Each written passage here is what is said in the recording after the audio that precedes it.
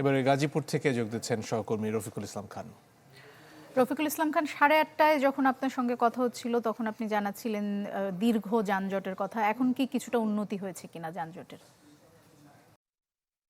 কিছুটা বেড়েছে, কেননা 8টা থেকে কিন্তু প্রায় 2 ঘন্টা একমুখী গাড়ি চলেছে। এই কারণে মূলত কিছুটা গাড়ির গতি বেড়েছে। আপনি নিশ্চয়ই দেখছেন এই মুহূর্তে কিন্তু সারি সারি গাড়ি আসলে চন্দ্রামুর পারাপারের অপেক্ষায় রয়েছে, যদিও গাড়ি চলাচল করছে একেবারে ধীর গতিতে। কারণ আজকে যখন দুপুরের পর গাজীপুরের সকল শিল্প কারখানা বন্ধ হয়ে যায়, তখন কিন্তু মহাসড়কে যাত্রী এবং যানবাহনের যে ঢল নামে সেটি কিন্তু এখনও রয়েছে। অর্থাৎ ঢাকা টাঙ্গাইল মহাসড়কের খারাজোড়া থেকে গাজীপুর চৌরাস্তা পর্যন্ত প্রায় 20 কিলোমিটার জুড়ে কিন্তু লম্বা লাইন রয়েছে এবং গাড়ির যে গতি একেবারে কিন্তু কমে গিয়েছিল, অর্থাৎ পেছন দিকে কিন্তু গাড়ি একেবারে থেমে গিয়েছিল।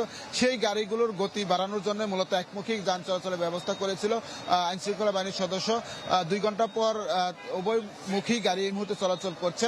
আর ঢাকার ময়মনসিংহ মহাসড়ক যেটি রয়েছে, সেই ময়মনসিংহ মহাসড়কে কিন্তু অতিরিক্ত যানবাহনের চাপ রয়েছে। তবে সেই সড়কে 5 থেকে 7 কিলোমিটার গাড়ির সারি রয়েছে। এছাড়া চন্দ্রা নবীনগর সড়ক, এই সড়কে কিন্তু প্রায় 8 কিলোমিটার জুড়ে গাড়ির লম্বা লাইন রয়েছে। 3 সড়কেই কিন্তু এই মুহূর্তে আসলে যে সমস্ত যাত্রীরা যাচ্ছেন তাদেরকে যানজটের ভোগান্তিতে পড়তে হচ্ছে। অর্থাৎ যারাই এই মুহূর্তে আসলে রাজধানী মহাখালী থেকে রওনা দিচ্ছেন তাদেরকে কিন্তু গাজীপুর চৌরাস্তায় এসেই লম্বা লাইনে পড়তে হবে এবং সেই লম্বা লাইন পার হয়ে তারপরে কিন্তু চন্দ্রামুর পার হলে আর কোনো গাড়িকেই বেগ পেতে হচ্ছে না, অর্থাৎ কোনো কাতে দাঁড়াতে হচ্ছে না, অনায়াসে তারা চলে যেতে পারছেন। একই চিত্র যে কালিয়াকৈর নবীনগর সড়ক রয়েছে সেই সড়কেরও, কারণ 2 সড়কের গাড়ি যখন চন্দ্রামুড়ে এক সড়কে মিলিত হয় তখন কিন্তু এই দুই সড়কেরই গাড়ির পেছনের গুলো গতি কমে যায়। আর এই কারণে মূলত চন্দ্রামুড়কে কেন্দ্র করে দীর্ঘ যানজট, কিন্তু মানুষের যে ভোগান্তি সেটি আসলে বেড়ে যায়। তো আমরা কিছুক্ষণ আগেও যে সমস্ত যাত্রীরা রয়েছে তাদের সাথে কথা বলেছি, তারা কিন্তু একটি অভিযোগ করেছেন যে অতিরিক্ত ভাড়া আদায়ের কথা। কারণ গতকাল যে ভাড়া ছিল 600 টাকা, আজকে কিন্তু সেই ভাড়া 1400 টাকা পর্যন্ত হয়ে গেছে।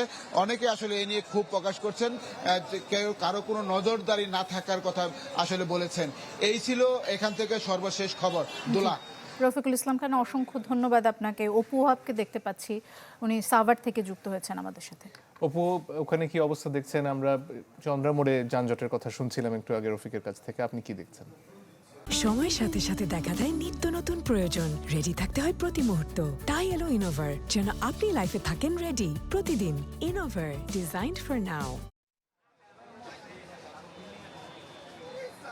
মঞ্জুর, আমি রয়েছি পল্লী বিদ্যুৎ নবীনগর চন্দ্র মহাসড়কে, ঢাকা রিচা মহাসড়কের খবর, দুটি মহাসড়কের খবরই রয়েছে। আমি একটু দেখাতে চাই মঞ্জুর, দেখবেন এখানে দীর্ঘ সময় যাবৎ এই মহাসড়কের যে অবস্থা, একদম স্থির হয়ে আছে পরিবহনগুলো একদম, অর্থাৎ ঢাকা থেকে যে চন্দ্রা হয়ে টাঙ্গাইল বা উত্তরবঙ্গে যাবে এই সড়কটি হচ্ছে এখানে একদম স্থির হয়ে আছে।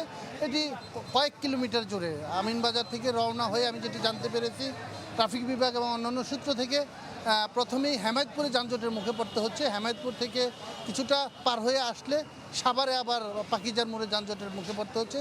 তার পরবর্তীতে কিন্তু নবীনগর এসে তাদেরকে দীর্ঘ যানজটে পড়তে হচ্ছে, কারণ নবীনগর চন্দ্রা যেই সড়ক হয়ে যারা উত্তরবঙ্গে যাবেন তাদেরকে দীর্ঘ সময় তো পড়তে হচ্ছেই। কারণ হিসাবে দেখা হয়েছে যে এই পোশাক কারখানাগুলো ছুটি হয়েছে, আজকে এই শেষ মুহূর্তে এসে যে পোশাক কারখানাগুলো ছুটি হয়েছে এবং শেষ মুহূর্তে চাপ তার সাথে যুক্ত হয়েছে এলিভেটেড এক্সপ্রেসওয়ে নির্মাণ কাজের জন্য যে রাস্তা খোঁড়াখুড়ি হয়েছে, এই সমস্ত কারণ এবং চন্দ্রা থেকে যে একটু অতিরিক্ত চাপ বহন করতে পারছে না, এই জন্য কিন্তু এই যানজট হয়েছে।